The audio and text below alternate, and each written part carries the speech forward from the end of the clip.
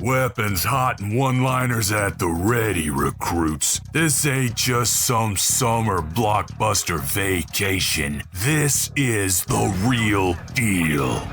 You've been chosen as part of an elite task force for the month of action.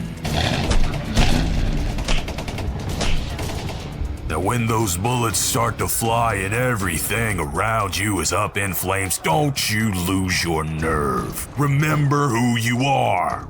You're the toughest, craziest, most resourceful sons of bitches to ever lace them up. We don't wait for backup and we damn sure don't retreat. Now strap your asses in and get ready for the drop. Oh, and one more thing. Before you pull that trigger, tell them John Mortis sent you. Oh, what a day! What a lovely day! Murdoch. I'm coming to get you. Remember, Sally, when I promised to kill you last? I lied. Get off my plane. I have come here to chew bubblegum and kick ass, and I'm all out of bubblegum. John, I'm not gonna shoot you between the eyes! Shoot you between the balls! The disease. And I'm the cure. I'm gonna take you to the bank, Senator Trent. There can be only one. Dead or alive, you are coming with me. Yippee-ki-yay. I'm going to kill them all, sir. What's going on, everybody, and welcome to another episode of Gimme Back My Action Movies, the podcast. Month of Action! We are in our fourth week of the month of action. That's right, we get 5 movies for the month of July based on how we release things. So it's a little longer than a month, I guess you want to get technical, but that's okay. I am one of your hosts. Month, right? That's right, yeah. I am one of your hosts, Charlie. With me, as always, is Pete. Say hello to people, Pete. Hello, everyone. And next to Pete on my screen is Anna. Say hello to people, Anna. Hello, everyone. Now, I have some very important stuff I got to do before we get started with this episode. I don't know how I feel about it right now, but we've been getting a lot of feedback. You know, YouTube's yelling at me, Spotify. Tell me about They're like, we got to cancel your insurance. And I'm like, I didn't even fucking know I had insurance it. for podcasting. They're like, yep, you've got 2 loose cannons running around and you're not allowed. We can't have insurance. So get them off the street and get them in an office, make them admins or something. And I'm like, I don't want to make them admins. Like, you have to. I'm like, all right. So Pete, Anna, as much as it pains me, I'm going to need you to turn in your badges for just being, rebel rousers and ass kickers. And the only spots I got left are to make you captains. Fuck, I don't know. Jesus. Captain? Fuck yeah, Pete. We're moving on up, friend. Hey, Captain. Captains. Captain. Captain. All right. That's enough of them shenanigans. Try to stay out of trouble so I can keep my insurance. And No promises. Everything. No promises. No promises. Tens and tens of dollars of damages being done every week. Tens of dollars.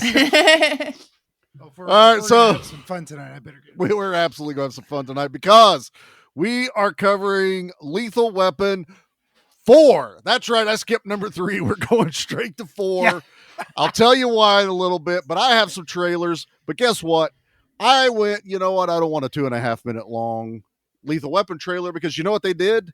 They did the entire intro of Lethal Weapon, the guy with the flamethrower, in the trailer, and then a little mini trailer at the end. I'm like, I'm not doing that. So I found some TV spots. First one, your run of the mill. Second one made me smile. Sorry about the audio. It was the best one because I think someone recorded it as they were watching television somehow. So I tried to fix it. On a camcorder. I'm sure it was on some weird shit. But anyway, I found 2 awesome TV spots. So here we go. Lethal Weapon 4 trailers. Get out of the way! This summer, I give my right arm for a siren right now. if you're looking for fun, Warner Brothers invites you to join the gang.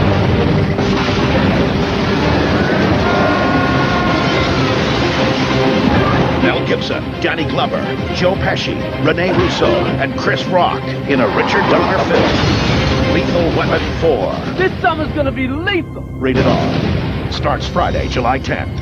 How are you celebrating the 4th? Gunfights, sharks, explosions, the usual. Mel Gibson, Danny Glover, Joe Pesci, Rene Russo, and Chris Rock in a Richard Donner film. This July, the 4th. Get out of the way! Begins on the 10th. Oh, this just gets better and better. Lethal Weapon 4. Oh, it's a whole different movie now! Rated R. Starts Friday, July 10th. I like that the 4th starts on the 10th. Really good copy right there. I really like that. I was like, man, that's a shitty copy, but I got to play it. So, and also just realized we probably could have got Captain Steve on this episode because there's a shark in this movie. There and is it a totally shark. would have fit. Damn it. Missed opportunity. Oh, we Sorry, totally Captain missed Steve. that. Sorry, Try to Steve. keep these guys on track next time. It's all right. He's got his own month of action stuff going on. So, all right, we're going to jump into our histories. We're going to do this a little out of order than what I usually do. We're going to start with Pete. Pete, what's your history with Lethal Weapon 4? This franchise is one of those that has always been around for me. Now, I didn't see the first one in the theater. That was what, 84? Oh, yeah, early. And I 80s, don't forget. think I saw the second one in the theater. I being like the very next year or two after, because Yeah. there are, and that was still on the cusp of me being able to see rated R movies Mhm. in the theater. But I saw 3 and 4 in the theater. I've watched these countless times. This franchise just bucks all the trends. Not a single one of these is a weak entry. They keep introducing new characters, and you absolutely love them from movie to movie to movie. Pesci in 2, Russo in 3, yeah, Chris Rock in 4. The villains, you hate the villains. Oh, you hate them. Oh, yeah. so bad. Absolutely. And that's I don't know how this franchise did it when so many others fail miserably at it. It just kept it up, and I love this franchise dearly. It's Well, good. wonderful. Go see it. And Anna, are we saving Anna? We're saving Anna. Oh, Saving okay. Anna. That's what we're doing. Because I- I'm so excited to hear about Anna's Yeah. story. Well, I'll let everybody know it's 87, 89, 92, and then this one 87 was was the first one. 98. Yeah, 98. 98. So that's the year. So, yes, I'm going to go next because I'm saving Anna for last because we have something very special with Anna with her viewings of this. So, yeah, this was the only one I got to see in theater. I was 18 when it came out, so I was old enough. Number 3, I was 12, so I was not able to go to the theaters and watch these. So, yeah, I watched this one, but I had grown up with them. Dad, when I was old enough, we watched 1, 2, 3, as it went. 3 in my list of Lethal Weapon only is my weakest one.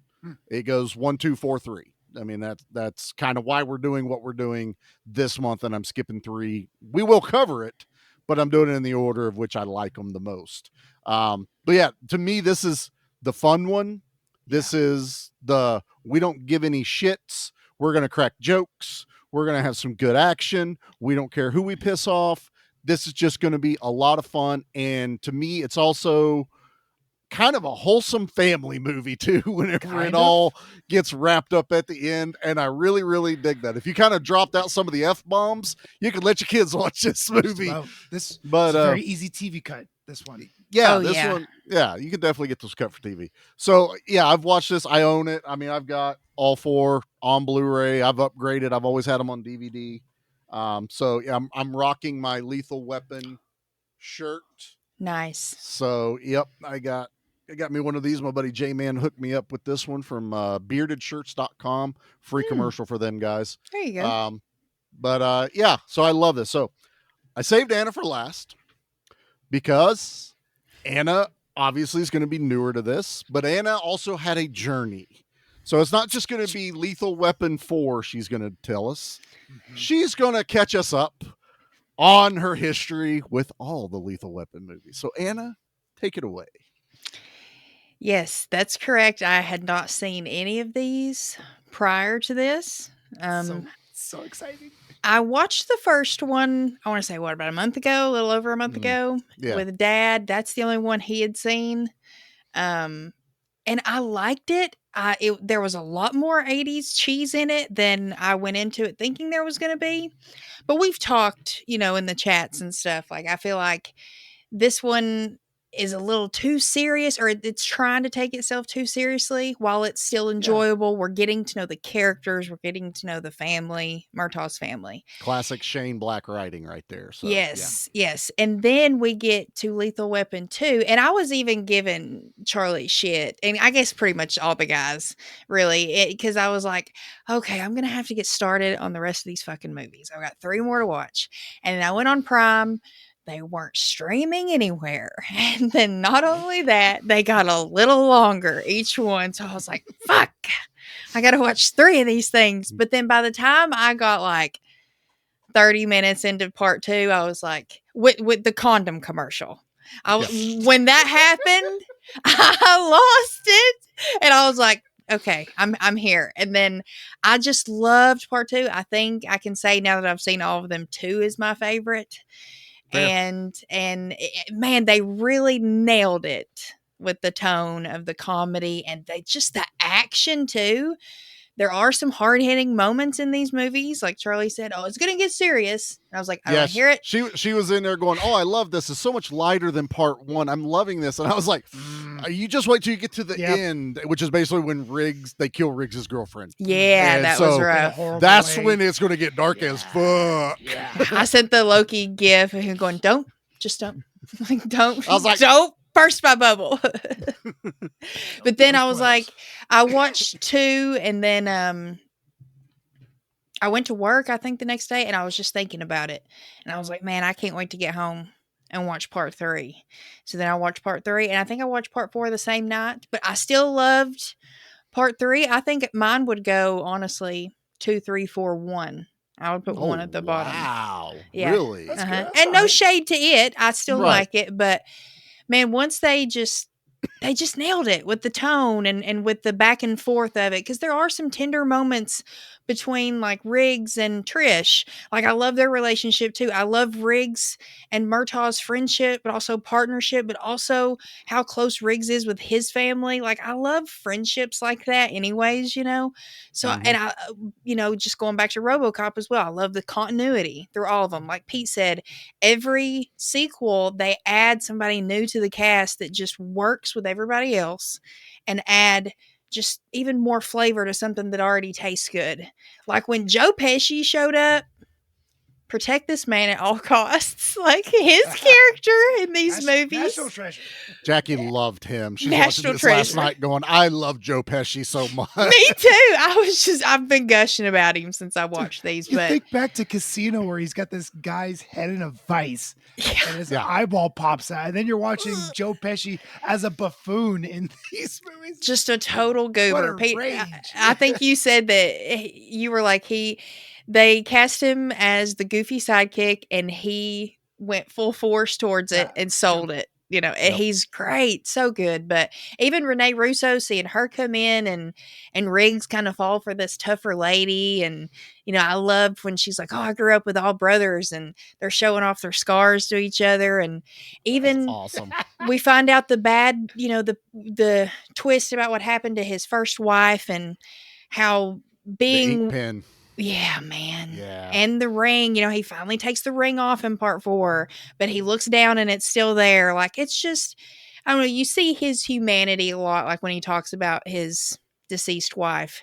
And I just loved the arc with that as well, like how it went with the end in the end of this too. But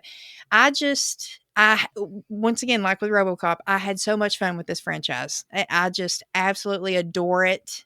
It's got rewatchability.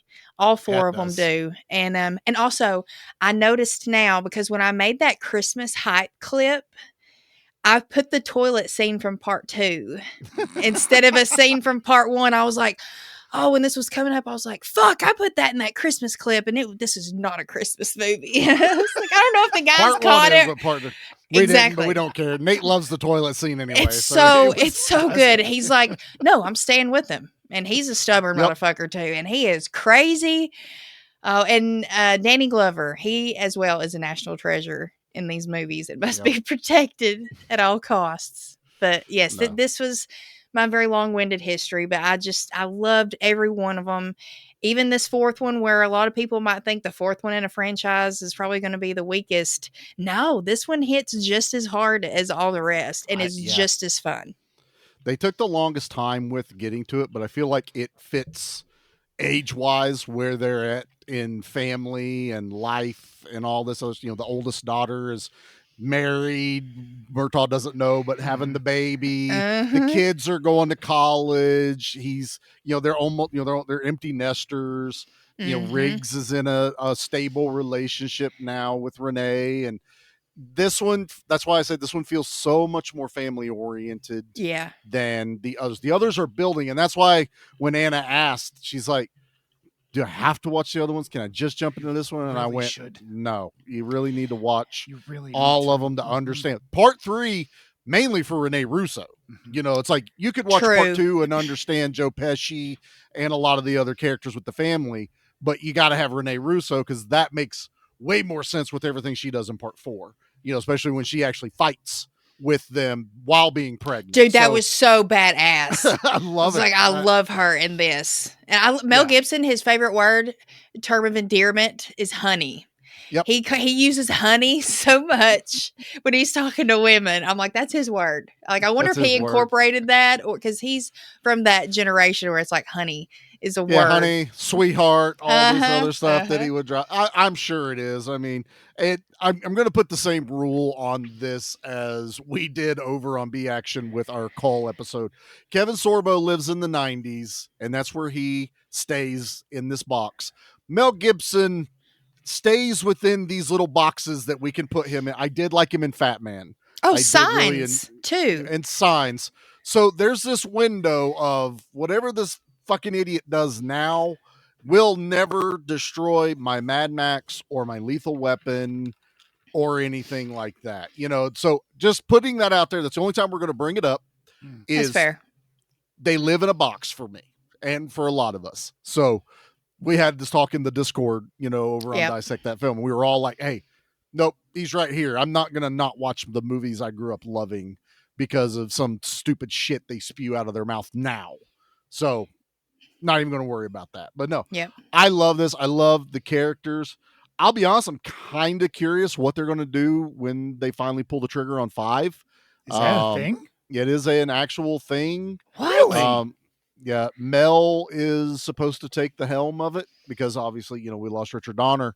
So and it's not for just nothing, murmurs. He's a pretty good director.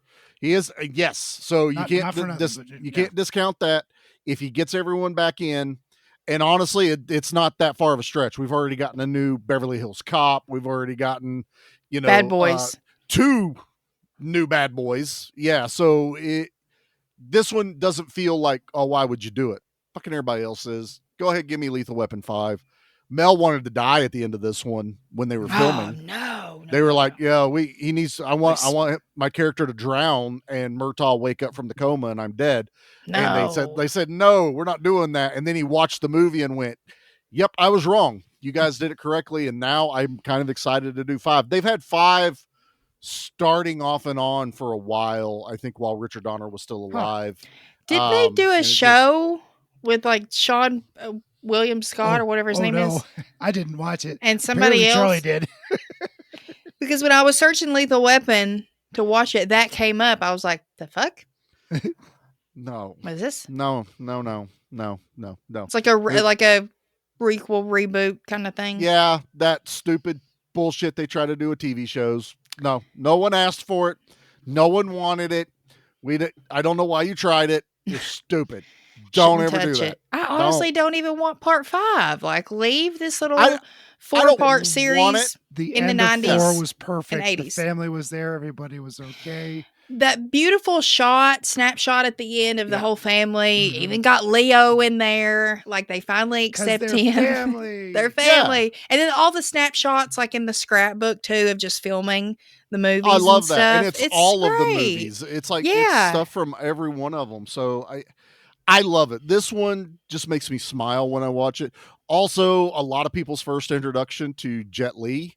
Being that was right before Hero, wasn't it? It was I didn't even realize he was in right this. before Hero released over here. Yeah, and Hero then was his big American release. That was his big American one. He did another one, and then it was Black Mask in the 2000s, early 2000s.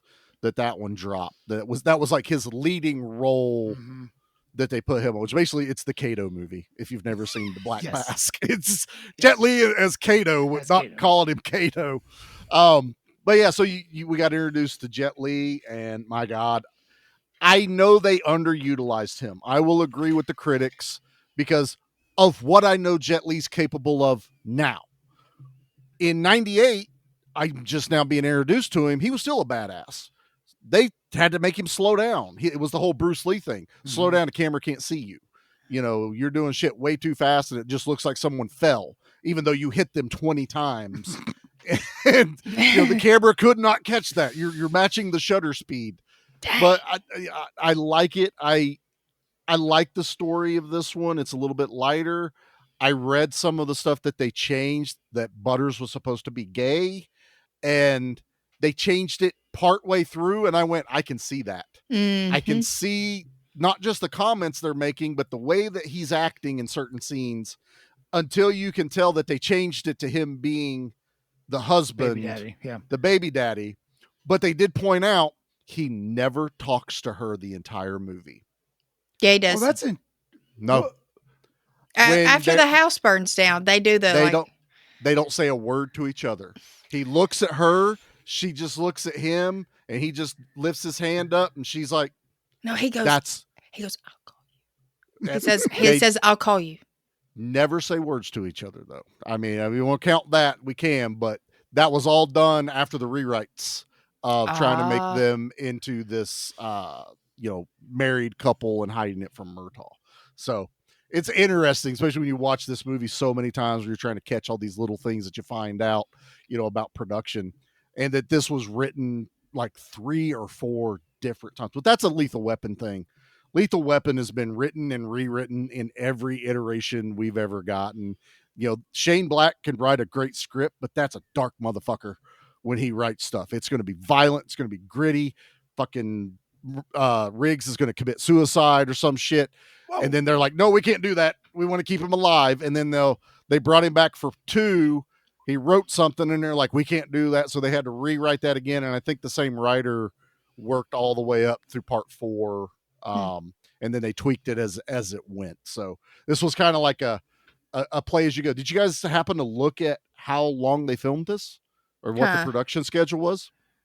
8 months before release, the movie started filming. That sounds fast. 8 months with all those action scenes. Release. Those weren't easy to set up. No. Cars being and that's a long movie to edit too, dude. Yeah. They were using the editor said they had to use I forget what it's called, a newer software that edited digitally to speed things up for them. But it was the only way they were going to get it done because they got the green light to do it. And then they were like, that's when the movie's coming out and we're not moving it. Huh. That's boom. Fucking WB. Yeah, it started filming in like January, February, and it was releasing that same year, which is just mind-boggling. So, Anna, did you notice the trend, since you've watched all these all together, of Lethal Weapon openers? How it always starts with some epic thing that happens. Yes. And they've carried it through every movie. Love it. They've gone through literally blowing up a building. That building was scheduled for demolition that they saved the cat out of and everything. They had one shot to get it right because they had like 8 cameras around, one take because that building was coming down for real. Yeah. And got that filmed. I like this one. This one's a little bit safer. And I think because of the timeline, they had to do something simpler, like blowing up the gas station. Jackie shook her head the whole time. I'm like, I love this movie. She goes, that was stupid. That guy goes flying across the air like the Rocketeer and gets stuck in the gas truck, and then it blows up. And I'm like, Alex, stop it.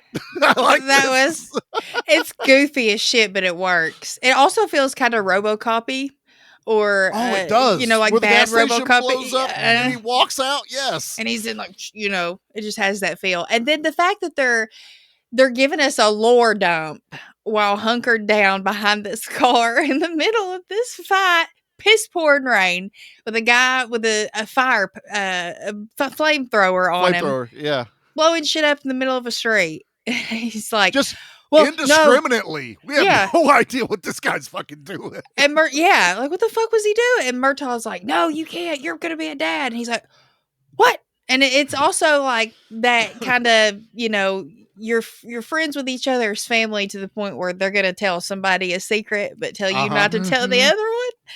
That happens quite a few times in this. And then he's like, oh yeah, well, while we're at it, Rianne's pregnant too. You're gonna be a grandfather. And he's like, what? She ain't married. I know. And then he convinces him to strip down to his underwear, and he's got on some red, like Valentine's Day boxers with white hearts or something, right? He's like, go over there and get his attention. You can't just walk. You need to like show him that you're there. Flap your arms like a chicken. And he's going, I don't want to die in my underwear. He's turning around. Shoot the little valve. Shoot the little valve. But that's what I expect in my Lethal Weapons, and it sets the mood for the rest of the movie. It's like, okay, we're like, you're right. And I think it's the expedited filming. How do we tell everyone what's happened in 6 years between movies? Let's just do it in this segment that no one really should be talking much about. But here we go. Cops are over there getting blown up on the other side. Cars are getting, caught on fire. They're getting shot at, but they're hunkered down like, oh, yeah, you're going to be a dad. Oh, you're going to be a grandpa. Like huge life-changing moments in each of their lives. It happens all the time in these movies. Later on in the movie, Mel Gibson is like, they think Murtaugh, excuse me. Yeah, Murtaugh. Yeah, He's on the take because he's got some extra cash. Oh, he's so good. Flipping money out to his kids like it's nothing. Here you go. Here's some. Yeah. And Riggs rightfully says, look, did you get a raise that I didn't hear about? Later on in the film, in the middle of a gunfight, finds out that Murtaugh's wife is a ghostwriter for some smutty novel, a bodice ripper, as my mother would call them. Ebony Clark. Ebony, was it? Ebony Clark. Ebony Clark, right. Yep. And in the middle of this firefight, they're talking about, hey, are you on the take? I'm not on the take. My wife's writing a book or something like that. And it's just, it's out of nowhere. Conversation like this. Yeah. Out of nowhere. And of course, the whole, are you boinking Ebony Clark? It's just that cracked Pete up. He was in the chat earlier. I was dying. He's like, that was going to get Pete. No. Oh, I guess I am boinking her. I am boinking her. And the look of joy on Danny Glover's face, like, fuck yeah, I'm boinking Ebony Clark. It's that realization. A simple man. He's a simple man, yeah. I respect him. There's a funny thing if you catch it when Rene Russo's character's talking to Mel on the beach, and she tells him about the IA thing, and he goes, "Oh yeah, I try to get him to take bribes all the time," and she's like smacks him like, "Don't say that! Don't say that!" If you think about it, he has. Yes. In part 2, the money stack of money, he goes, "Why don't you take it? Do some good with it." Yeah. He's like, no, it's drug money. It's bad. It's blood money. I can't take it. The cargo container. He's not lying. He has told him to take. It's not a bribe, but he told him to take money from. I noticed that too. I was like, he did say that. Was that when he was fixing his house up? That's where he needed a little influx of cash to finish the house. Was it part 2 that he was doing the remodel, or part 3? No, part 3, because Leo's the real estate agent. True. So he came back in part 3. That's also where they used a fucking nail gun that's not attached to the fucking air compressor. Oh, now you sound like Jackie. Don't you give me that shit. They also, I think that one was electric, but they don't push the safety. So I will fix that one as well. You didn't push the safety. You got to do that. Guy but people flew die with into a gas tank. Yeah, it does. I love the boat segment in this. I think it's probably one of my favorites is the shark and Joe Pesci and trying to do the boat terms. And that's a fucking word. Yes, that's a word. I sent them that video. I was rewatching it the other day and I was just crying. It's so funny. He's like, aft, AFT. And that's a fucking word. Like he's just fed up. And then he's like, yeah, port side or whatever. And I'm right there with him in this moment too, because I feel the same way. He's like, everybody gets around water and suddenly they become fucking nautical. Astern, vast you landlubbers. Yes. Pump your fucking ass. And he's just like, bilge pumps, pump your fucking ass. I love his tick. He has this tick of just goes nuts and starts cussing his off the cuff, man. So funny. Do you want Leo to shoot the shark? What do you mean he's gonna shoot the shark? Gonna mount that damn thing. And it sets it up where they meet the smugglers and the story's a little loose. Okay, that's fine. I don't have a problem with it. Counterfeiting and human trafficking. Yeah. It's real bad stuff. Yeah, it's bad stuff. I think I'm trying to remember what the original script was. I think the original script was like literal terrorists and like bombs or something. And they decided to go a little bit more lighthearted with it. So they're like, well, counterfeiting and human trafficking is a thing too. So let's go that route. Yeah, no, it's more lighthearted. Yeah, counterfeiting, it won't attract. It's a lot harder to get bombs across state lines than it is people, sadly. Yeah. And counterfeiting it's easy to move those little plates around. It's very easily like you can put it in a notebook. Yeah. Right. The only downside is this is also the only one that they don't deal with a bomb. So I always like them dealing with bombs in the movies. Red wire or the blue wire? Yeah. Cut the red wire. No, grab the cat.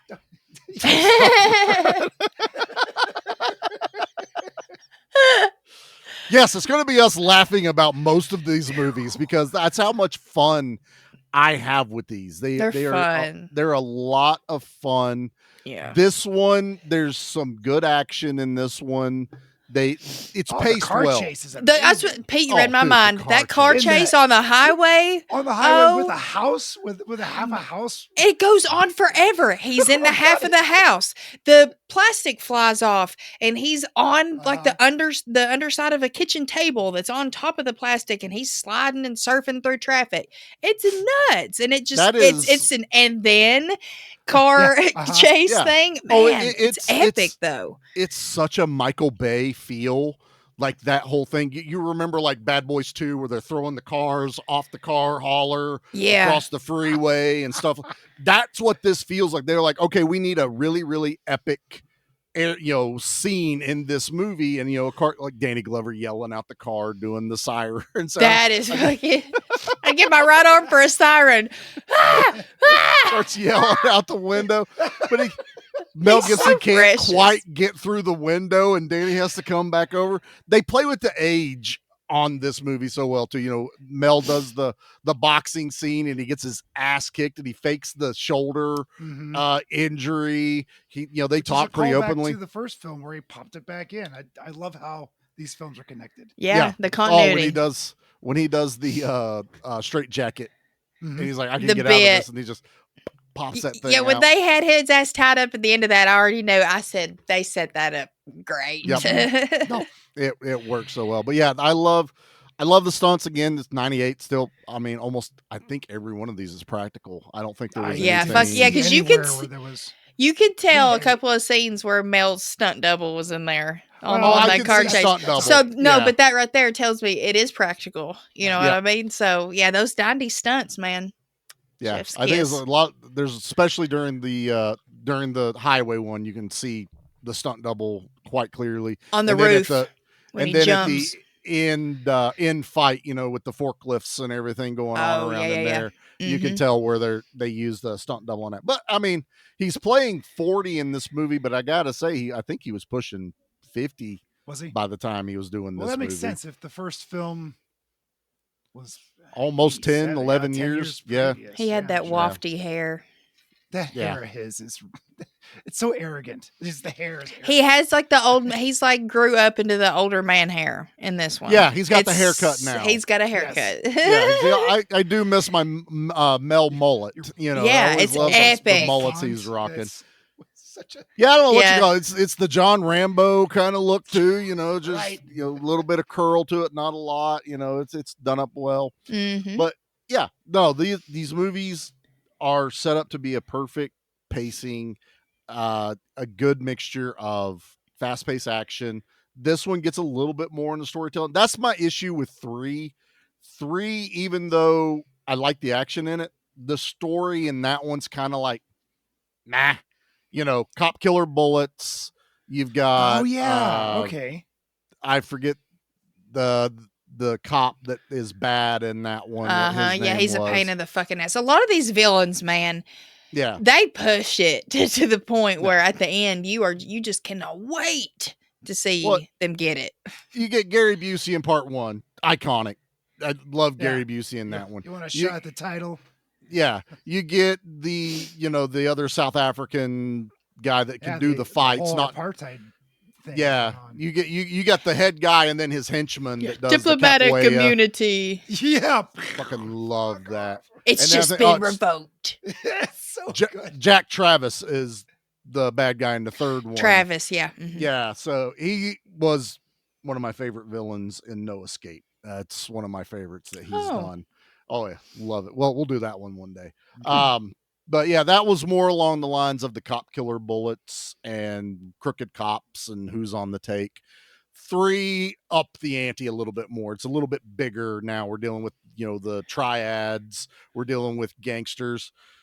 Uncle Benny, This motherfucker. my favorite character in this movie, hands Hard to argue. down. He's wonderful. I love this guy. Bloody I'm not marvelous. even upset that Bloody it's not marvelous. David Lopan. I like Yeah. this guy. The old, yeah. You could only get. Oh hell. I don't remember his name. God damn it, Pete. I know. What's wrong I'm with trying you? to look up what his Hong. name was Wait. again. Well, James Hong was Lopan. Yes. This is not Lopan. This No. is I mean, yes. I mean, what do I mean? Kim Chan. Yeah, Okay. Kim Chan. You okay, Pete? No. I'm not saying your computer's lagging. I'm saying you're lagging right now. I'm behind. But it's Kim Chan who plays Uncle Benny. Mm.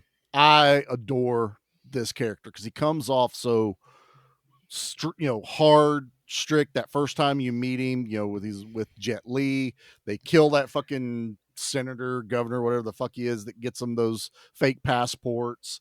He seems hard-toothed. And then Danny Glover and Mel Gibson go into his restaurant later to shake him down, and it's some of the funniest fucking shit I have ever seen in my life. Man, they wreak havoc. I mean, well, Riggs wreaks havoc wherever he goes, Yeah, regardless. does He trouble is- find he's a you? master It of kind of chaos. knows where I am at all times. At all times. That's the epitome of Riggs right there. Mm-hmm. That statement of it troubles just seems to know where I am at all times. Mhm. But this is just him. I love his Three Stooges. He always brings that in to the things, the way he acts in these.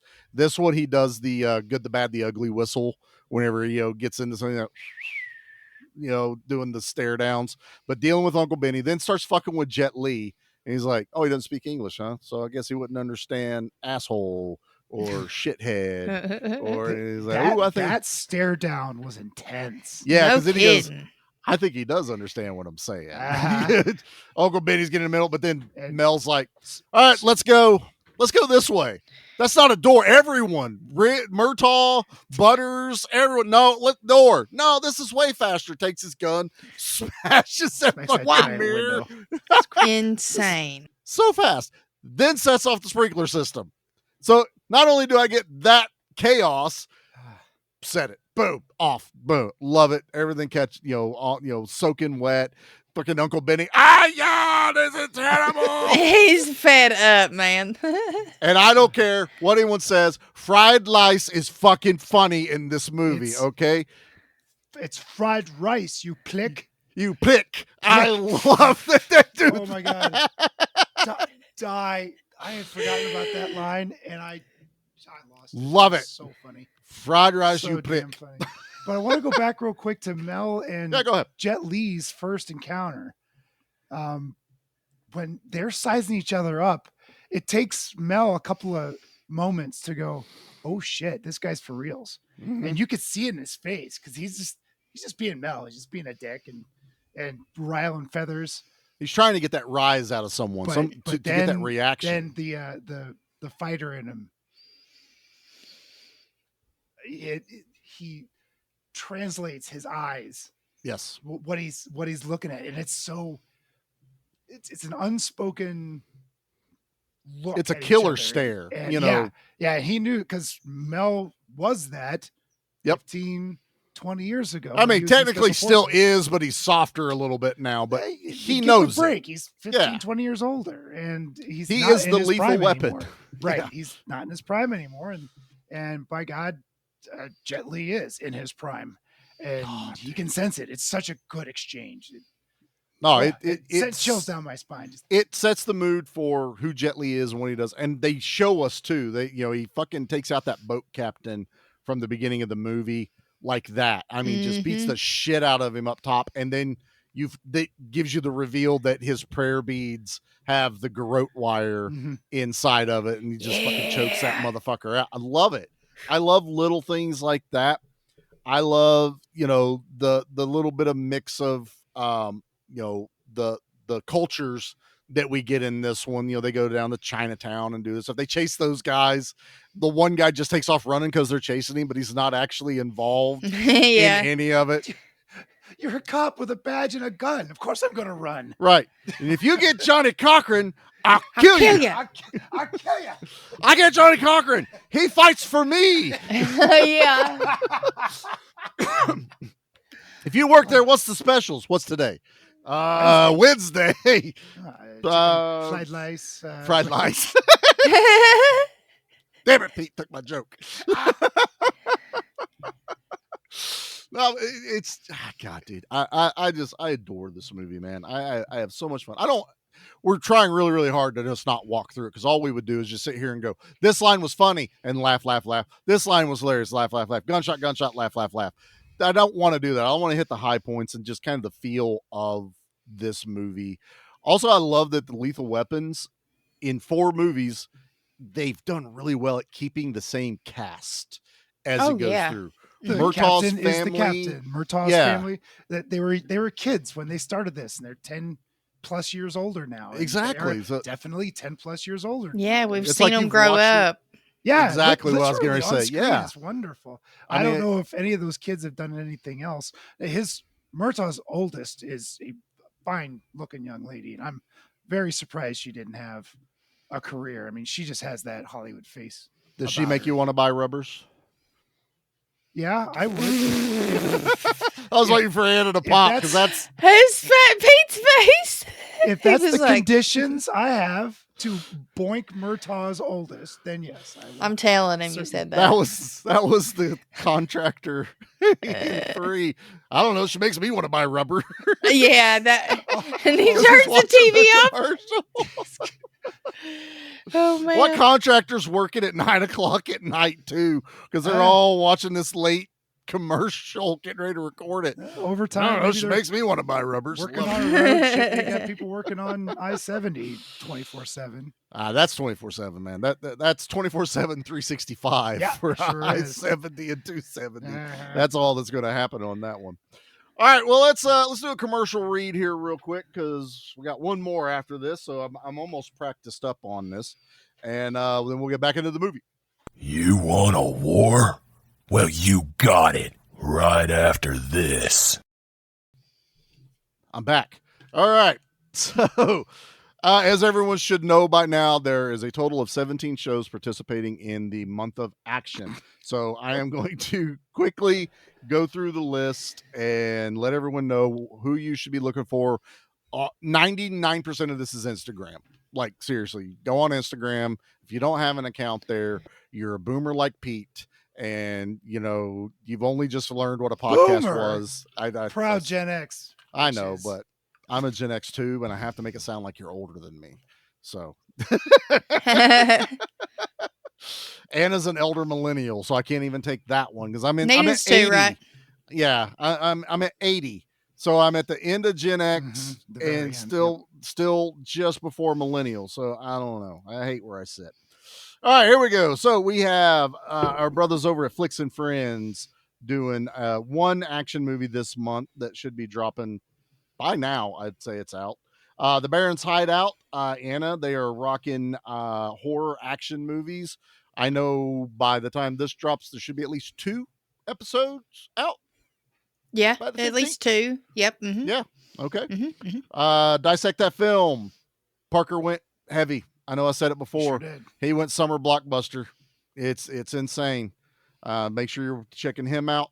Mickey over on B Action, my co-host, has a show called Play for Keeps. As we are recording, he is doing his YouTube channel about R-rated action movie figures and guys later then. cartoons. Yeah, I don't even get to go play because I'm here. It's okay. I love Sorry, you guys. you can't but go I to your love- friend's house. Mom, You I gotta go to wanna work. go. You gotta work over here. So, but you can. He does it live on Mondays, but you can check it out anytime. So I will be watching that later. We got the fellas over at Movie Dumpster, Video Villa, Pete's Good Beer Bad Movie Night. Pete, please tell me it's coming out.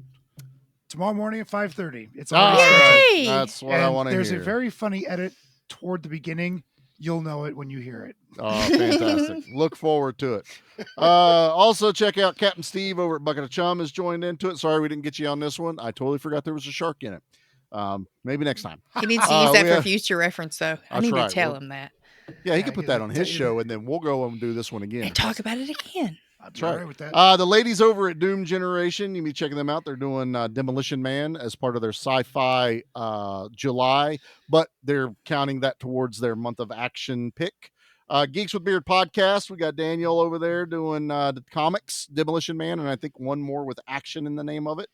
Old Man Brad is pulling some treats from Tubi for everyone to have some fun with. Bad Movies, Worst People. We just had one of them on B Action. It'll be at the end of the month, but I recorded it yesterday. So figure that out. Time, space continuum, people. But yeah, we had them on.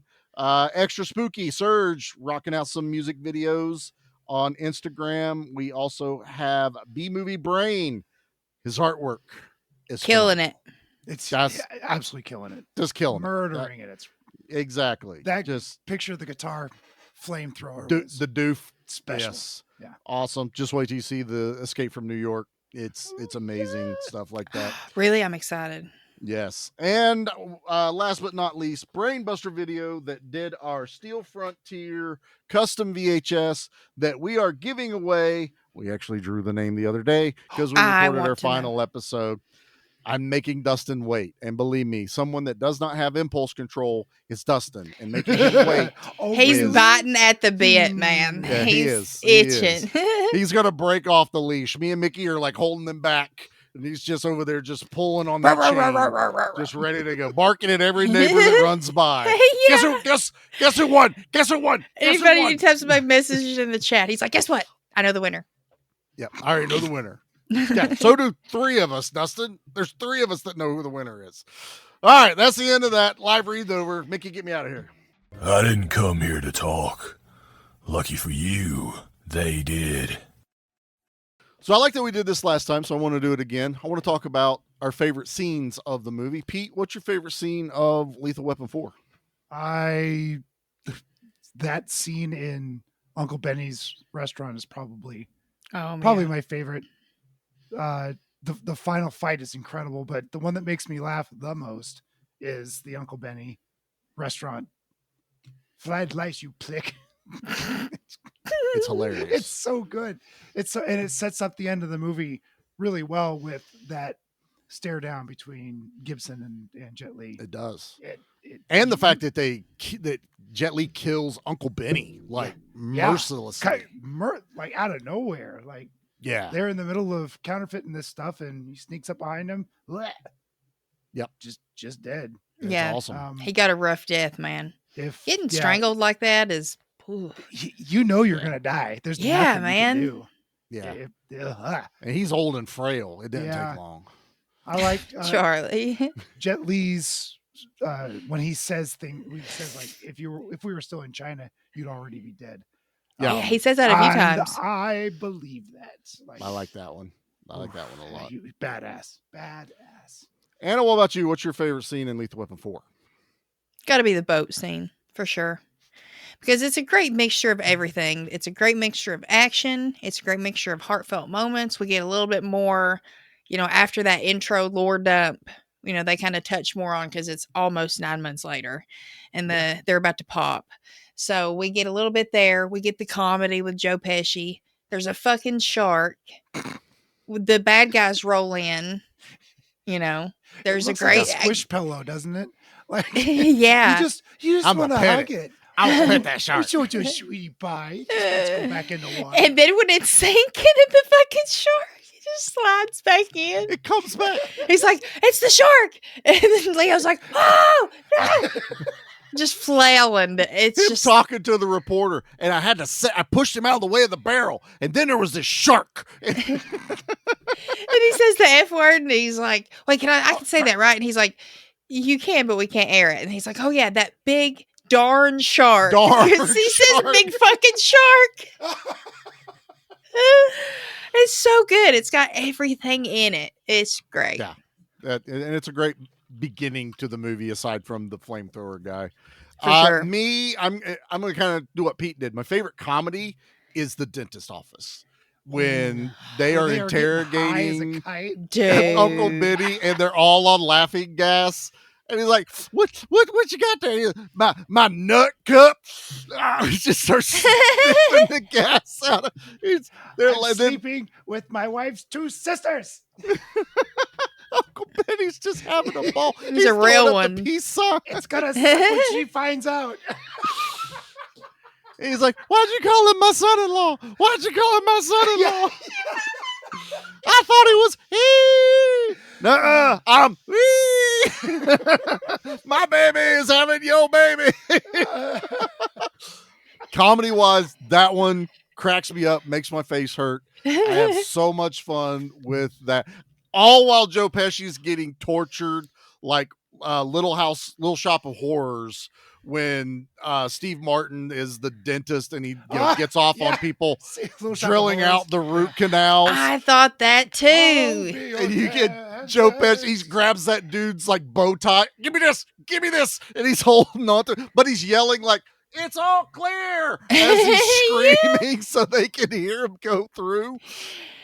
Everything about that's hilarious. And then fucking Murtaugh lays Riggs out, right? Like the camera is just out onto the sidewalk and Riggs goes flying and you hear that punch. The fuck did you punch me for? Did you keep it a secret? Yeah, but he's the one that did it. Punch him. It's so fucking funny. But yeah, the action I think is, I'm a little torn because I like the gunfight at the end, with the Chinese consulate and that was the triads and stuff like that. But I also like the boat scene too, as far as action.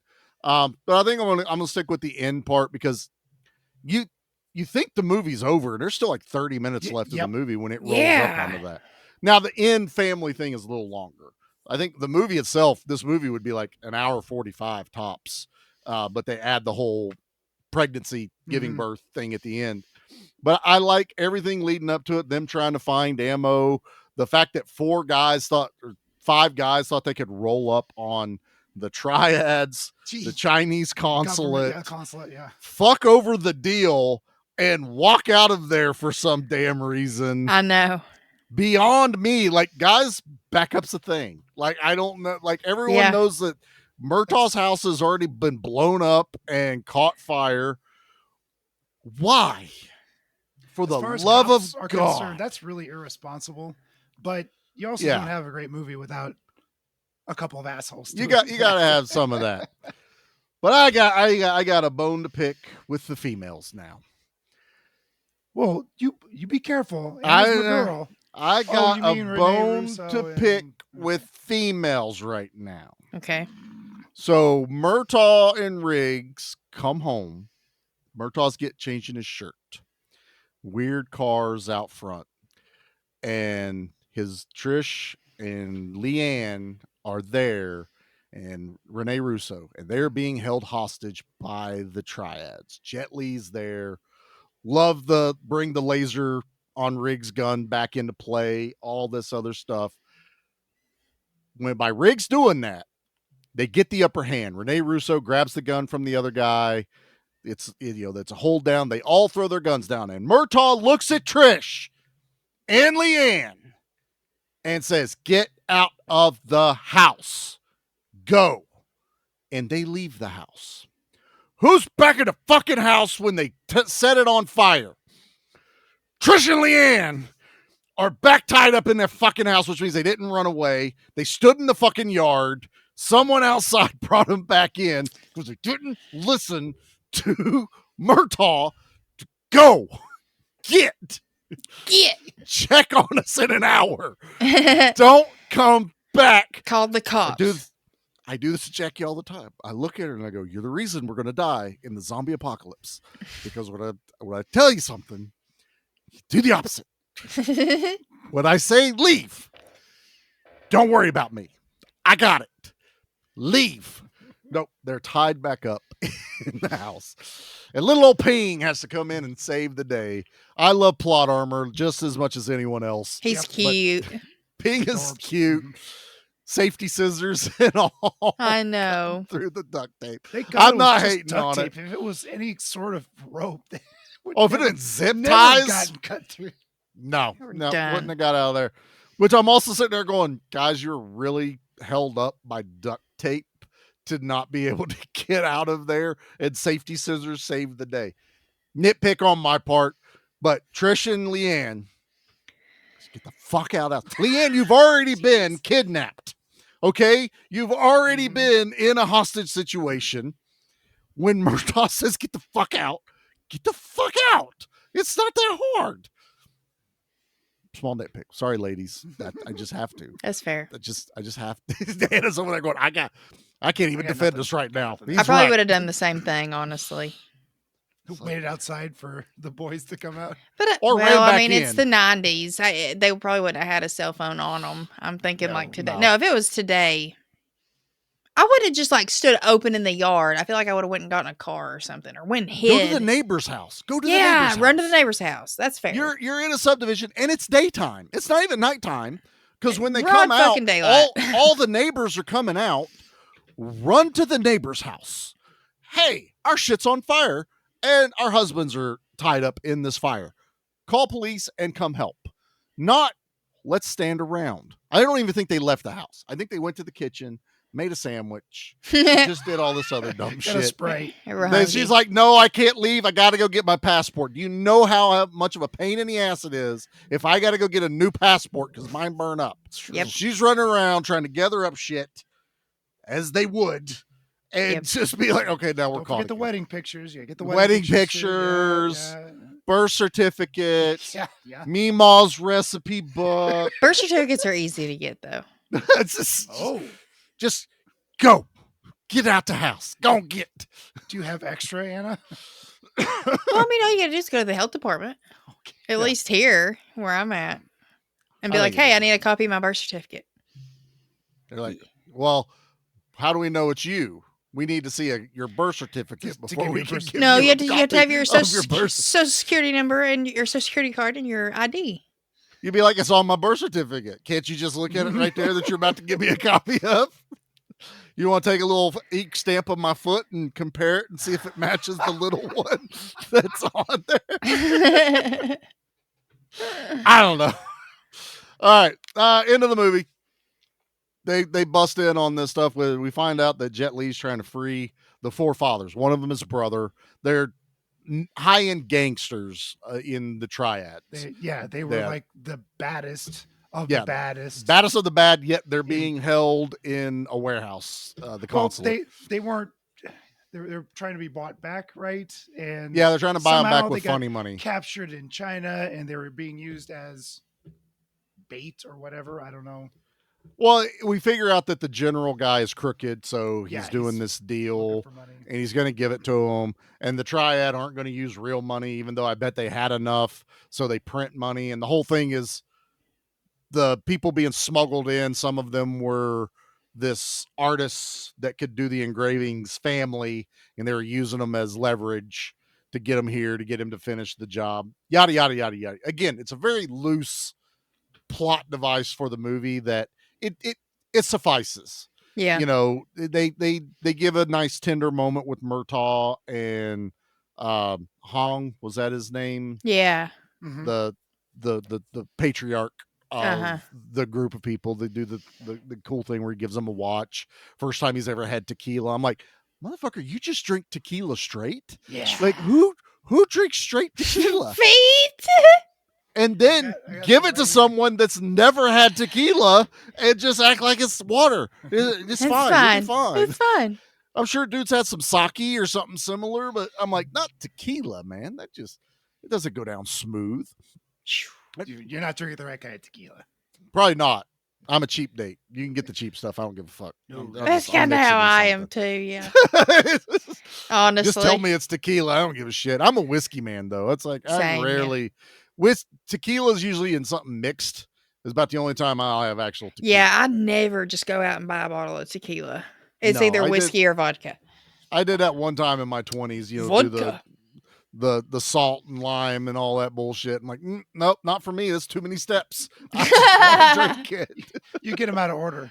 Exactly. It's the lick slut. I don't know. You sniff the salt. Sniff put the salt. lime in your ear, and you I ain't throw the shot doing at your any friend who sniffing. bought I don't you know how the some people drink. do the tequila through their nose. I'm like, no, I'm not doing that. No, I did that no. inadvertently once, but that's a story for another day. I've coughed and sneezed at the same time, and I'm sure That's what stuff happened. like that. Coughed and sneezed while I was taking a shot, and It then all of a burns. sudden you're drunk because it's all in It's your in your sinuses. brain at Oh, that yeah. point. Oh boy, instant drunk. It's on the interstate. Boom! It's right up there. It doesn't have to go the long way around. It really is. Oh god, I am so I don't want to just keep telling all the jokes of the movie. That's my only issue with doing this movie. I do have a few little picks myself. Go for Like it. for instance, You drive for a minute. like whenever after we get past the boat scene and all that cleaned up and they're all coming home and we finally get our first shot of Lorna, Renee Russo, after, of the first shot of the movie. And she's real pregnant, and I don't know, she is just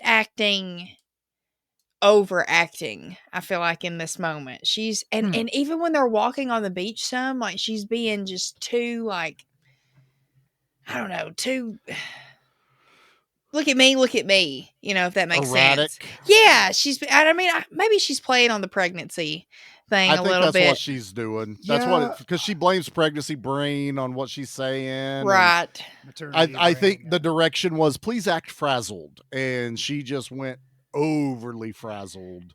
And like she for- laughed a little too long at a joke that wasn't really that funny, and I was like, that was my first red flag. I was like, what? Ain't that Yeah. funny? He She ain't that does good tone it- looking. She does tone it down later. I do like what she does later on, especially when Ping gets involved and Yeah, the- she tones it down. Mhm. and then she gets in, is able to do the fight scene where they are just about to before they get took hostage. She kicks the shit out of that one dude. Yeah, which that is was awesome. I was like, are they gonna have her fight? Because I know she can. Yep. And then they did. I was like, fuck yeah, man. That's Mhm. awesome. I think it would have been a disservice if they used the pregnancy as an excuse to not let her be a badass. For sure. Because she was such a badass in part 3. Yeah. Yeah. So Agreed. it's like She was nigh the equal of Riggs. yeah, she's female Yeah. Riggs. That's kind of how they play it up in part 3. And she was is- just equally as crazy. yeah, And- she still works which for probably you get a baby in your belly and you're already a little nuts. You're going to be super extra nuts. That's fair. What I'm other- sorry to all of our pregnant listeners right now. I'm a mom. I can say that shit. I've got a card. I see this card. It says I can do what I want. You have I the don't card. want- Pete ain't got that card. Well, they know by now. It's Pete. If you've been listening long enough to like get pregnant and be like about to pop, then you should know by now. That's right. It's fine. All right. What was your other thought there, Pete? And I'm sorry, were you? No, I'm done. I'm done. Oh, okay. So I think part of Anna's problem was one of my favorite parts.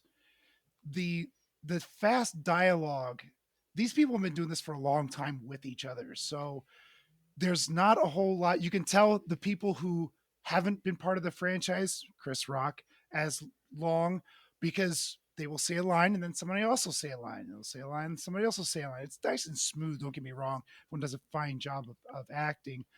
But when you've done 3 films and you've got Danny Glover and Mel Gibson just back and forth, like we would if we're walking around in the park saying, hey, look, there's the blah, and just kind of talking over each other and still understanding everything. One of my favorite parts was Rene Russo on the beach. In fact, when they were talking back and forth, they're having this, I don't want to say aggressive conversation, but spirited conversation.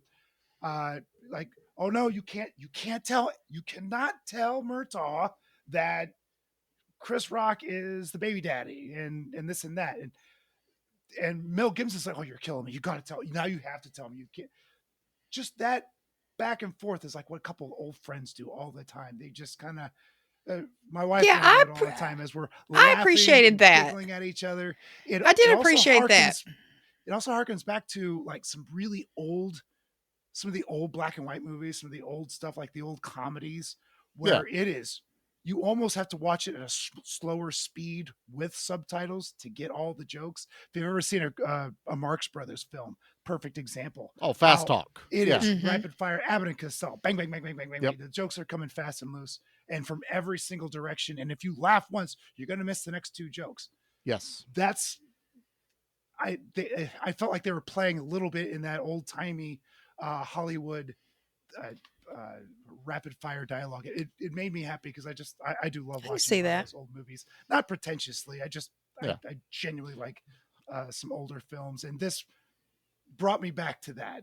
They really, it's a real comfort level when you have acting prowess like that with your cast, and they're just able to just lay into each other back and forth. It's unusual these days. This type of acting, I think, isn't very prevalent these days, and it made me smile. Yeah, and it really shows their chemistry too, and how well they get along. And we also see how they've grown from part 3 to part 4 in their relationship. So I did like that scene on the beach, especially with the dialogue between the two. It's just I feel like in some moments there at the beginning, even like whenever they're talking about the book. And she's reading the smut book from Ebony Clark. That was great. I didn't think it's just like, I felt like she came in hot. I wonder if maybe that was one of the first scenes she filmed or something. It could be. Maybe she came in. Find her level. Yeah. I just felt like she was a little too high, a little too hot. You know what I mean? The acting was still great, just too much. Come back a little bit. That was making her so hot. Anna. You know what? Good point. You read that Ebony Clark books? Not that you were discrediting, the fact of other actors in here, but I got to give some props to the way Chris Rock and Joe Pesci were able to just come back and forth off of each other, almost fluidly, just the way, because they're 2 comedians that can do that type of stuff. I'm not saying that you were saying Chris Rock was not a good actor or didn't blend in well, but he is the fresh face. So there is that little bit that he's got to overcome. But from Pesci tailing him, and he's in the back of the car, and he's like, "Where are you taking the perp?" And Chris Rock's doing his classic Chris Rock. Oh, because I'm black, I'm going to be the perp. That's Chris Rock through and through. Yeah. License, registration, urine sample, all that. Holding the gun, holding the badge. Here's my badge. He's like, "I got one of those too," and he's holding up his fucking badge and all this other stuff. But then where they're doing the phone thing in the police department, and it's that bond all of a sudden that they get, that they're like on the same page. He's like, "I wouldn't even call my daddy for 3 hours. Somebody got my number and called Afghanistan." He's like, "That's what they do. They get you, scan your numbers, and then they fuck you. They fuck you all the time. They do all this other." And then Mel calls Joe Pesci. He's like, "This is Lil Gets. This costing me money." Because it did. Can you find my nuts? He's like, "What? You just shut the fuck up. Shut." And then he gets him mad, and he's like, "Oh yeah, you sound like a telephone tough guy. Oh, you think I'm a tough? What the fuck am I still talking to you? Hangs up the phone." It was that type of banter and timing It just makes me smile when I watch this. This is just a fun movie to watch and enjoy. Is it as good as part 1 or part 2? Which to me, part 1 and part 2 are kind of interchangeable. There's times part 1 I like better. There's times part 2 I like better. But if I want the fun one, I'm watching part 4. Part 2. Part 4. Yeah, part 4. Part 4 is the most fun. Is the most fun. The most, when I say energetic, it's just a lot of energy in the movie. Just a lot of stuff going on that keeps it going, and a halfway decent story. I am going to stick on the story ain't the greatest as far as driving the plot, but that doesn't matter. I don't want too much more because that'll muddy up the buddy cop thing. Right. Yeah. Part 1, I Keep like it simple, stupid. I mean, I like part 1 story so well, though. You know. Yeah, but that's like the difference between Rambo First True. Blood and Rambo 2. You're not wrong on that. That makes a very different films. huge. Two completely different, and that's the beginning, and now we're at the end. I think there's a bigger gap between First Blood and then Rambo 2. Oh, huge. There's a very complete 180 as far as, which is why we told Anna look that she and doesn't feel. have to feel like she needs to You watch don't need part to see the 1 first. before she watches You should part watch 2. it. It's a great film. Don't get me Yeah. wrong. But Because it's not guess what necessary. we're doing next week? Rainbow 3, which I'll tell you all later. But yeah. So Dun dun in- dun. end of the movie, going so Riggs well. Murtaugh fight Jet Li. It is a little truncated because it just feels so fast. Like normally a good end villain fight takes a little bit longer than this one does. This one goes by fairly quickly. And it was way too convenient as well. Now It it's was so- great. It's one of those like, oh, so cool. There's Yeah. a gun underwater right where he landed. right where he needed it. Yeah, And but it's also Jet Li easily could kick Riggs' ass. So Yeah. they had to do this where it included Murtaugh just to kind of, and I was actually glad that it kind of gave Murtaugh a good, he doesn't always fight at the end of the movies. Yes, he does the diplomatic immunity shot, which is fantastic. But normally at the end of these movies, Riggs is the hero. Yeah. Murtaugh is the support for the hero. And this one is now they're working together to overpower Jet Li. Well, they knew individually neither of them could beat him. And Yeah, and they were they at pushing least it with the admit two of it. them could beat him. Yeah, they do admit it in the movie, which I'm like, okay, thank you for at least Mhm. acknowledging this and that it's got to be both of you. Also, had they had walked away, Jet Li would have just hunted them down and Oh, sure. torched the next Mhm. house. So it makes sense. I do like he took my gun apart in one move. How'd he do that? How'd you do that? yeah. He's like, and Murtaugh's just like, guess we're just gonna have to go ask him. You know, I was like, okay, It was such a good line. that's me. That's me and my best friends being like, God, fuck, we're gonna fight, aren't we? Fuck it, let's go ask him. Just Here we go. walk right back to the other side of the building, go And fight he- whoever the asshole is. And he does that in this franchise like often and so well every time. Like Yeah. I don't know, because like typically you look at guys like Mel Gibson and you'd think of like the action star and you wouldn't necessarily think comedy, but he can land the comedy. And I was thinking Yes. that today, it might have been today or yesterday, I scrolled past a reel of Signs actually. Mhm. And it was the moment when he walks in and sees the brother and the two kids with the metal helmets, hats. the tinfoil foil hats. Yeah. And just the look on his face and his reaction, I'm like, gold. Like, how do you not just die laughing? And he has some moments in all of these movies. I love in this one too when they're talking about Ebony Clark again, and he's like reading some of it. He's just discovering it, and he's looking over the back of the chair, and he's talking to her, and he's like, "Do I take you to the highest mountaintops?" And he's like doing the eyebrow thing. It's so fucking funny. It's good. Just subtle comedy like that. He does it great. People forget that he's done some decent comedies. Yes, he has, yeah. Watch Air America. Air Is a America. great one Never with seen it. Robert Downey Jr. Bird on a Wire's okay. There's some comedy in it. What Women Want, believe it or not, great Ooh. comedy Haven't in seen that that one one. where he can hear women's thoughts. Yeah. And he uses that to his advantage. It's quite fun. And obviously Maverick. You want Maverick. comedy, Mel Gibson, Maverick. That's on the cusp of an action movie. I'm not saying it wouldn't be on a list, sir. Uh-huh.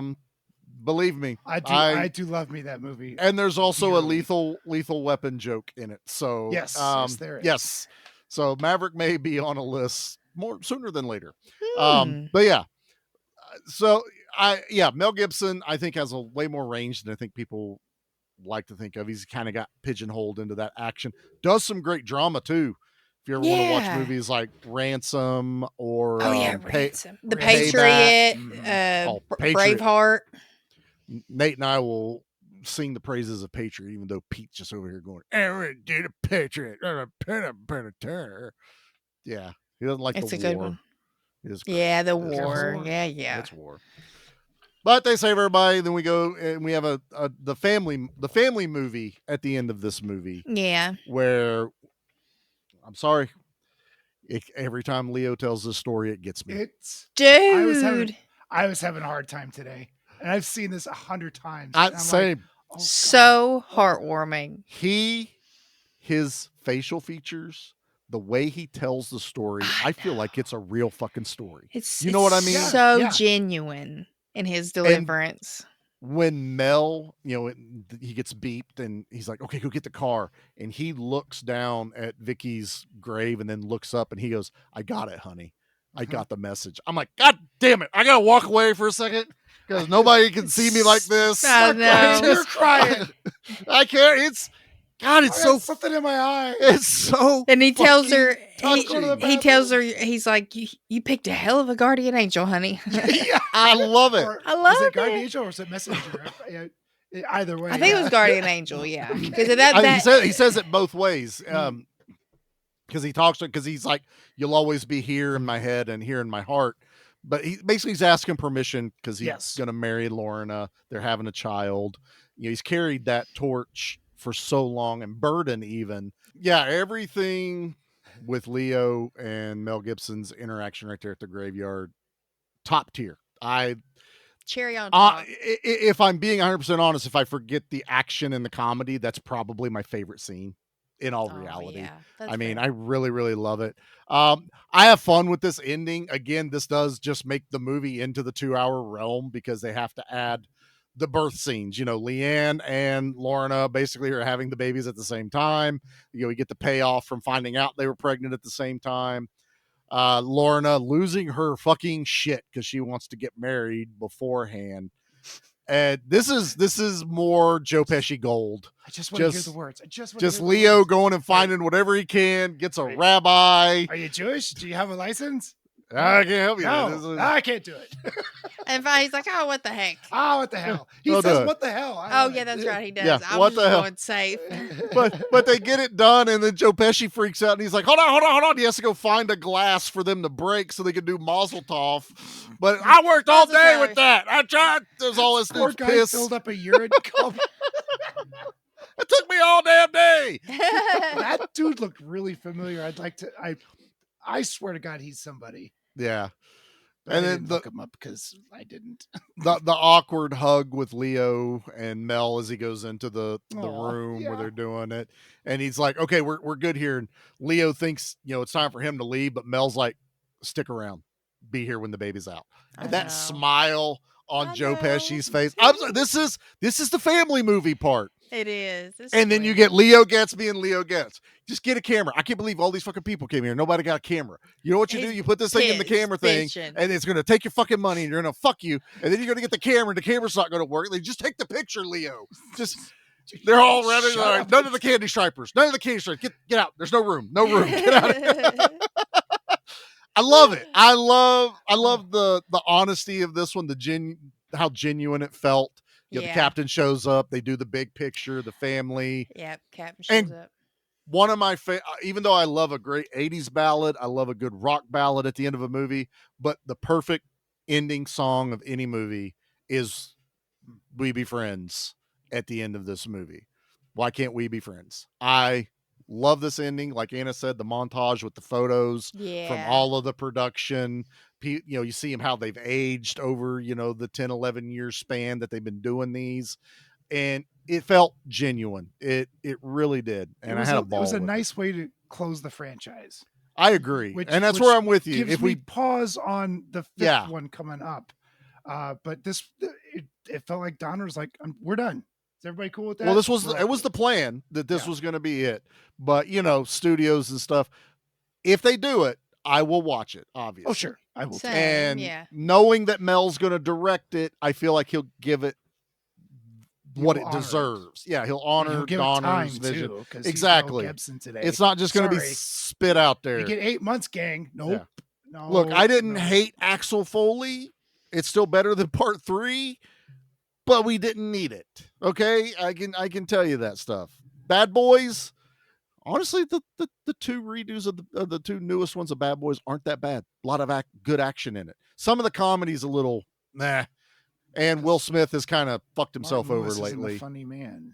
Will Smith, it's hard to watch Will Smith after the bullshit. I'll be 100% honest. Yeah, it really is. But I'll still watch the other 2. I don't have a problem with it. All right, let's get into the things. Yeah. Leave anything for us? Just bodies. Body count. Body count. Body count. Body count. All right, captains. Guess. Captain. Oh, that's right. 42. Pete. That's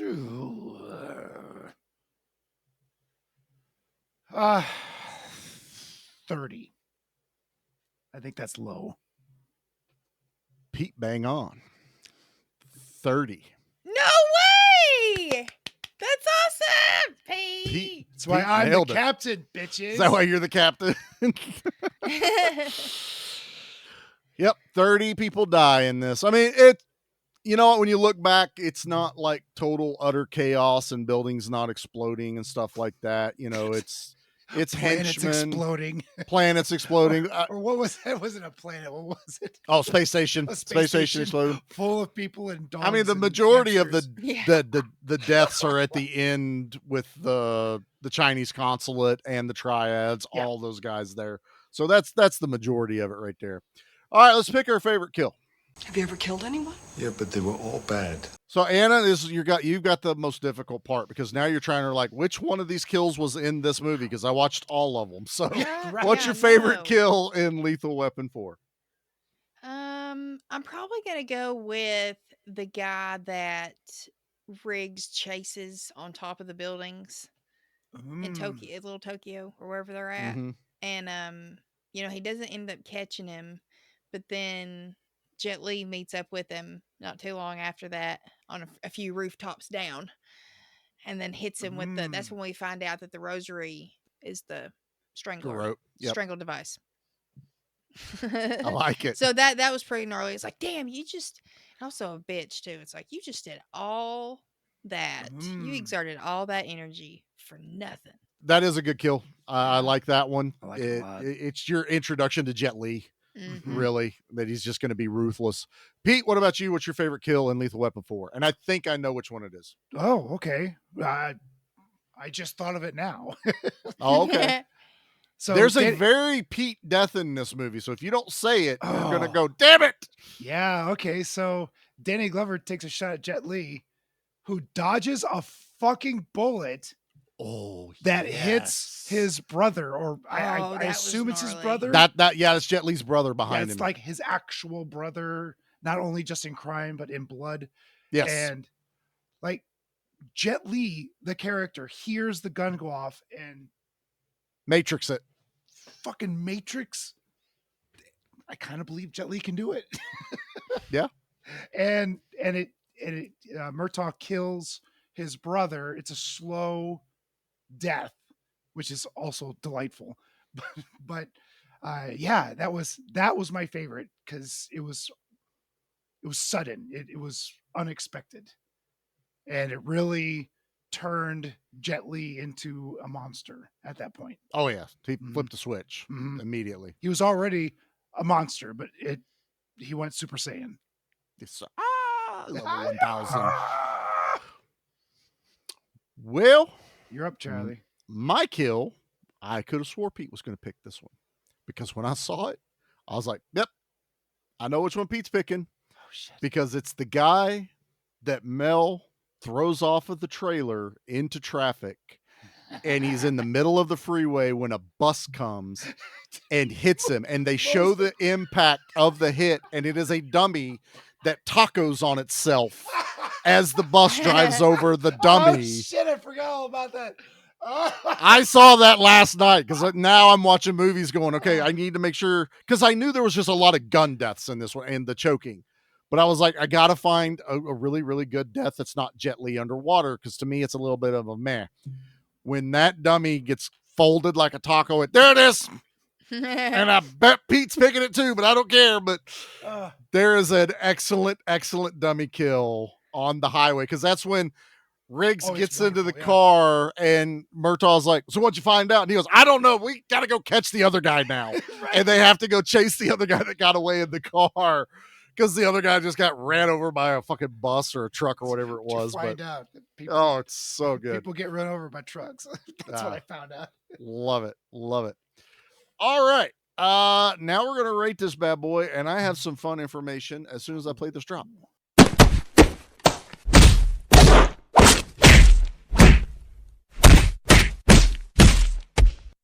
It's a lot of Jet Li, only way faster. If I could figure out a way to make that play fast, speed it up. His ass kicked. Yeah, just that's in the boxing ring, just beating the shit. Did you see that fucking giant motherfucker in the locker room when they're talking about how old they are? And this guy's like just got out of a bodybuilding competition. Because God, I know that he was there for the joke of they're the old guys and this new generation. Like this guy can't wipe his own ass. Okay, that's how bulky this guy was. He was Lars from Ungentlemanly Warfare. Oh yeah. It's like, holy shit.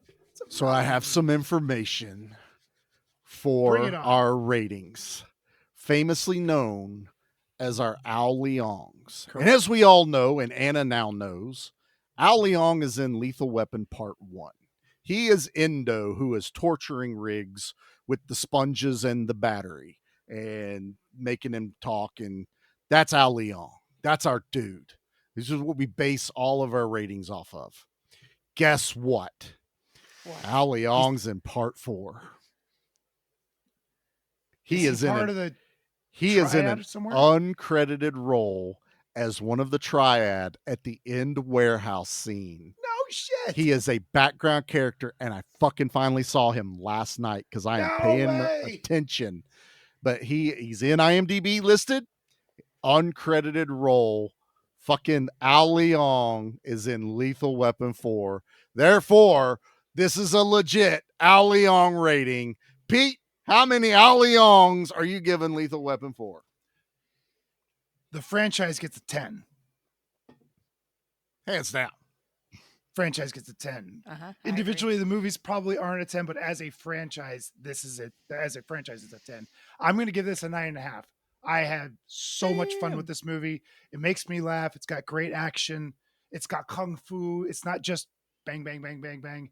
It's got trains blowing up cars, right? We didn't even talk about those. Just put it in drive, guys. Don't try to back up. Quit putting it on the brakes. Put it, gun it. Go. Just straight. Break the things. They're not strong. You can break them. They're not. They're supposed to break away. Yes, that's the whole point. They're designed for that. So, this is a 9.5. I think this and one might be a 10, but 1 and 2, 2 and 4 are definitely 9.5. Boy, man, Charlie, I'm just gonna stick with 9.5 with this one. That's fine. It's goddamn near perfect. Yep. Yeah, I'm not holding a gun to your head. You're fine. You're fine. I'm going to go next. Okay. So, I'm going to go 9. I'm going to go 9. 1 and 2, probably 10s. I'm trying to remember what I rated them. It's been a little while, but they're up there. Maybe I gave Part 2 a 9.5. Maybe I gave 1 a 9.5. I don't remember. Hey guys, go listen to those episodes and let me know what I rated it. But this one, I'm going to give it a 9. No particular reason. I think it's a little long. I do love the feel of it. It's definitely a lot more jokes in it. I have fun with it. It's my comfort Lethal Weapon movie. Yeah, you can have this in the background. But it's definitely, if I have to compare it to the other movies in it, it's number 3 for me. it's the third favorite. So yeah, I'm going to give it a 9. Solid pick. And Pete's 100% right. The whole franchise is a 10. 10. I love this franchise. I will always champion it to whoever's never seen it. Speaking of, Anna, who has basically absorbed all of Lethal Weapon in a very small amount of time. I am very curious where you rank this one. And I'm also curious where you would rank 1, 2, and 3. I'm collecting action franchise Infinity Stones right now. So I've got the RoboCop ones. I've got the Lethal Weapon ones. I'm about to get the Rambo. Well, no, because that 1 through 3 ain't all of them, right? Oh yeah, no, there's Okay. 6? 4, 5. There's 5 That Rambo movies. 5 is good. 2 out of 5 ain't bad right now. I count it as a win. So this one I'm going to give a 9 to as well. This is fun. Like I said, this one, like Pete said, the franchise is a 10. They all have rewatchability. They're all fun and in their own way, and they're all different in their own way, yet still being a lot of the same, which is what I like. I like the continuity. I like the character building, especially in a franchise like this. Buddy cop comedy action. It's perfect. And when you've got Mel Gibson and Danny Glover, they just played off each other so well. Like Charlie said, by this movie, they've worked with each other for so long. You like, they just know how to talk to each other. They're friends. They know how to play off each other. It's just so much fun. So this one, I think I would rate, I think what I said earlier, 2, 3, 4, and 1. So it's my third favorite. Third favorite. I might go 2, 4, 3, 1. But 2, 4, 3, 1. Okay. Okay. The All right. 2's definitely the winner. Still You're wild. not She wrong. puts- Anyway, whatever you rate, I like rank 3. them, I you just- I don't know about putting 1 at the end, but okay, it's fine. It's fine. It's It's fine. It's, But I mean, it's a like different I said, feel. no shade to it. It's No, kinda no, like, no, no. I kind of equated to the Scream franchise, and that's a very like great comparison to have coming from me. Like, there's not a Right. bad one. There's just some that are your less favorite than others. There's variations as it favorite. goes. Right. Yeah. No problem. I think that's totally fair. I just thought it was interesting because how often do action podcasts get the ability to have someone that has just not seen Never anything seen in a it. Fresh- franchise? Fresh eyes. I love Crazy. it. Completely fresh eyes. Mhm. And I know Um, there's some people that are like, man, I would love to watch it for the first time again. But you know what? I'm not like that though with this because I love my history with it. I love how much I've absorbed of this, and it enhances my fun the more I watch it and whenever I get to talk about it. So no wrong answers here. We're going to take it. I did just receive a phone call during one of our little breaks. Turns out we found a cheaper insurance company that doesn't do background checks. Thank you, Hey. Geico. So we decided that we can't afford your promotions anymore. We got to take the captain badges back. No. That's some My- bullshit. That came that with is PTO and bull- everything. Yeah, but you can go back causing a muck and Hell yeah. chaos wherever you want The to go. So, degenerates are here. there you go. Here- The degenerates here are to back. stay. You're back down to sergeants. I bust you down. You I guys can't are have fun. I can't have everybody be in Blow the some same shit rank up, as Anna. me Let's go. over here. We can't do it. All right. Well, that is our 4th entry into the month of action. Thank you, Eagly. And we only have one more to go for the month. And you've heard it. We've already talked about it. We are doing Rambo 3. Oh my God. You know what? I'm not even going to tell you anything. I'm not even going to talk We about were it. doing so well, Stop it, Pete. and now I'm a little nervous. I'm a little I apprehensive. don't. I threw softballs to you. Okay, indulge me, my movie, please. Okay, that's all I I'm ask. going in with an open mind. I was giving all y'all of shit these about Lethal movies Weapon. are your movies. Well, they are, but I was nice to you all with some. Believe me, there was some on the list that I went, yeah, they're going to quit. Pete saw the B action list and thought it was this action I did. list. I was terrified. And he was like, I don't want to do this. I'm gonna, but I. And we're having a ball over a B action cover in those. So it's all good. It's all good. So yeah, we are doing Rambo 3. We've already done Rambo 2. We have not done the first Rambo. To me, that's a very, very special movie Yeah. that Mhm. deserves its reverence and all the accolades for it. and it's more of a serious movie. So that one will be its own thing when I decide to cover that one. Compared to the other Rambo movies, it's very serious. Oh, 100%. I mean, compared to a lot of action movies, it's a very serious. Yeah, it's a legit drama. But part 3, oh, I can't wait.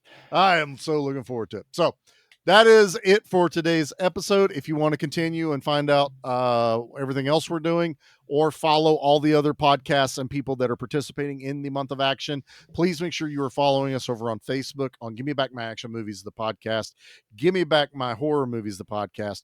Both of us are on Instagram under those titles. You can also follow Anna, our Scream Queen, at Nerd at the Movies on Instagram.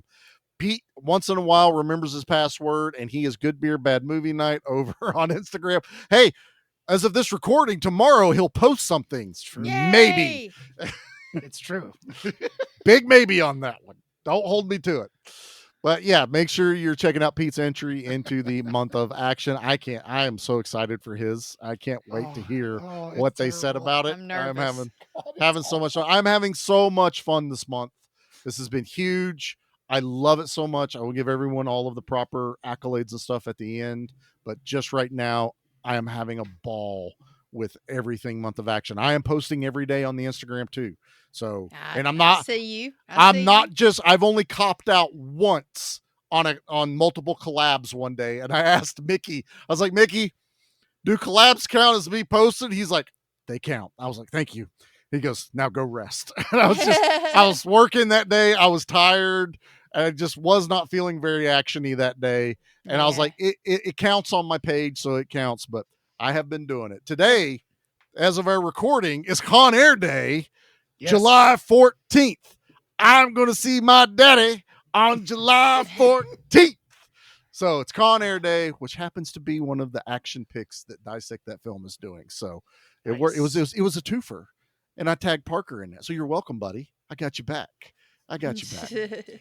Am I forgetting anything, or are we ready to get out of here? I think we're good. All right, let's get out of here. We'll see y'all next week. Bye. That was one hell of an action sequence, soldier. I haven't seen shooting like that since the Battle of New Hope. The month of action couldn't have done it without you. Mission accomplished.